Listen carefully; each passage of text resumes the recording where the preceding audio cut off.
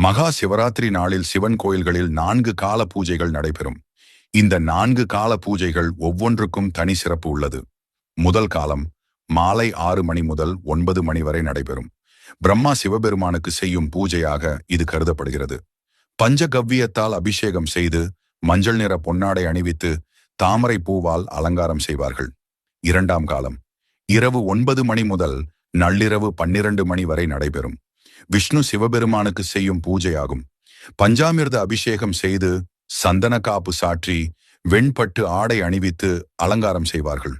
மூன்றாம் காலம் நள்ளிரவு 12 மணி முதல் அதிகாலை 3 மணி வரை நடைபெறும். அந்த காலத்தில்தான் பிரம்மர்ககும் விஷ்ணுவுக்கும் ஏற்பட்ட வாதத்தை போக்குவதற்கு எம்பெருமான் ஜோதி ஸ்வரூபமாக லிங்கோத்பவராக நின்ற நேரம். அதனால் இந்த காலத்தை லிங்கோத்பவ காலம் என்றும் அழைப்பர். இந்த காலத்தில் வில்வ இலை சாற்றி வழிபாடு செய்வது உத்தமம். நான்காம் காலம் அதிகாலை 3 மணி முதல் 6 மணி வரை நடைபெறும்.